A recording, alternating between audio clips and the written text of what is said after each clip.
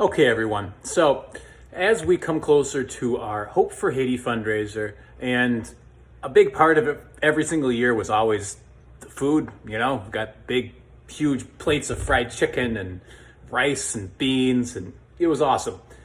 This year, we're not going to be able to do that, and that's kind of a shame.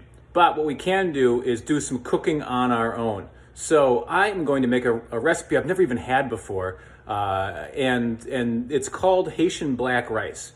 And I'm going to show you my best guess as to how to make it from my perspective. And I'm going to link a couple of videos so you can see people who have access to the real ingredients and techniques and see what they come up with. But I want to give it a shot and try it myself. And then maybe at home, you'll have a chance to introduce yourself to some Haitian food as we celebrate the work of Mission of Hope Haiti and of raising some funds to help out a really awesome ministry down there, really awesome place that really transforms a lot of lives in a part of the world that has a lot of hurt in it. So, okay, here we go. Okay, so even before we assemble our ingredients, something has to be said, which is that I am just not an expert at Haitian food, so please don't hear this as some sort of appropriation kind of video. I have no idea what I'm doing here, and that's probably good. If we did a cuisine that I knew a little bit more of, there'd be more of a risk of it sounding like I was trying to pose as somebody speaking for a community I'm not a part of. That said, I do love the fact that I have an opportunity here to lift up something that I think is really cool about a culture I've come to really appreciate. Here's what you're getting for ingredients. Number one, we've got some garlic here. I'm gonna peel that and mash it. This is adobo seasoning. I made this one myself.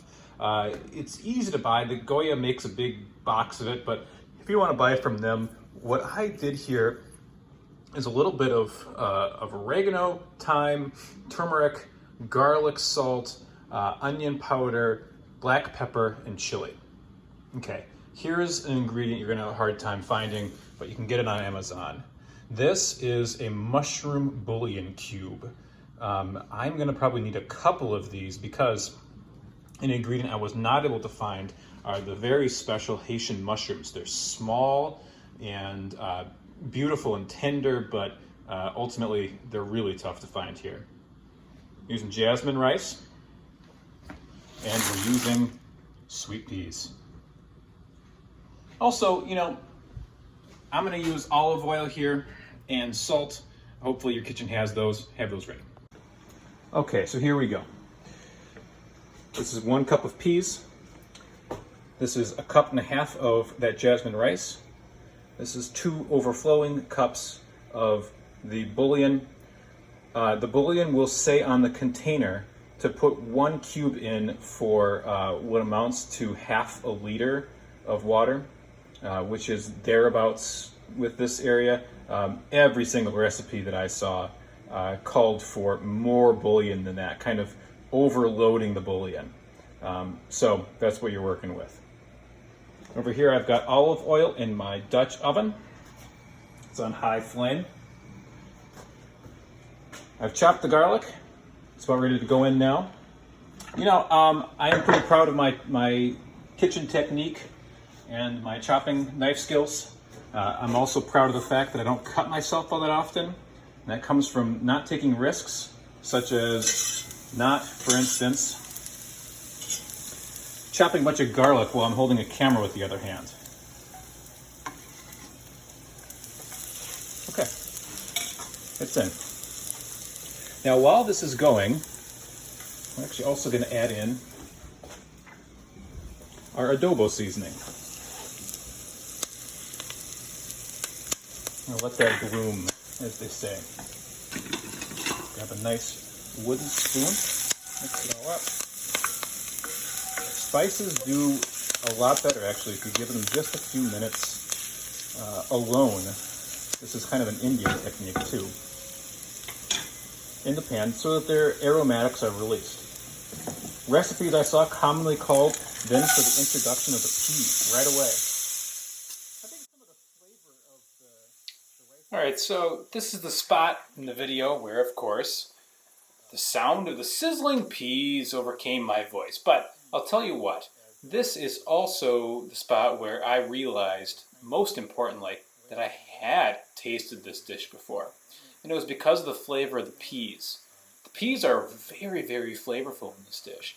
And it's because they got bloomed and filled with this garlic and adobo seasoning and then cooked prior to anything else being added in. You'll see that that makes a huge difference as we proceed with this dish. Okay, I'm on high heat, so I want to be careful not to burn or do anything here for too long. You'll see that was only just 30 seconds. But the part of this dish that will take longer is, of course, the rice. Now, again, technique, I've seen a variety of things here. I'm toasting the rice just a little bit in the bare pan. I think that it gets to take on some of those flavors a little bit better.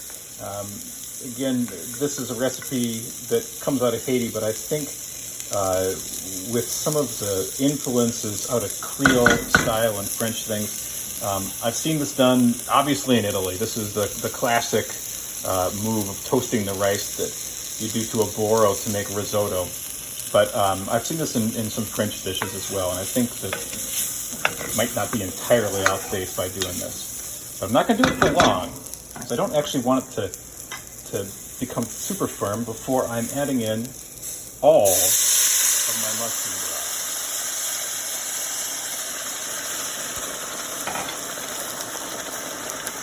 Okay, then I will turn my heat down to low. Give this a little stir. That is such a black broth. Wow. If you look in the ingredients, by the way, on these bouillon cubes, especially in the allergen section, there's a lot of fish, believe it or not. A lot of fish that's in this broth. Okay, let's let this simmer on low and check back in a little while. Okay, so we've been at it for a little while, and have a look at this. Probably this is after 20 minutes of cooking. You can see that it is getting really dark.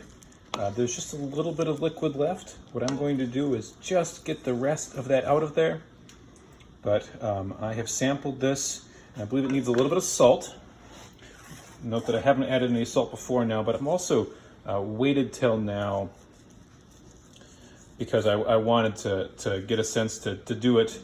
I didn't know how much salt was in the bouillon. And also, there's enough moisture left in here too that I think the salt will be distributed somewhat equally. I'm using sea salt for this, and it's fairly fine. And then at long last, here it is, piping hot, served. I'm going to put a little bit of greenery on top, cilantro or parsley, because the contrast there, I think, is going to be nice. Hey, I am going to tell you that this tastes delicious. It's awesome. Well, I hope that you've had fun. Try making this at home, whether it's tonight or another night. Haitian food is just awesome. The Haitian people are amazing. It's a place that has, really gone through a lot. And nevertheless, every Haitian person I've ever met has been one of the kindest and most generous people who just has changed me and touched me in a really special way. So I hope you'll consider giving to our Hope for Haiti fundraiser this year. It is something that we're really proud to do as a church, and really proud of the work of Mission of Hope Haiti. See you on November 12th, and be well.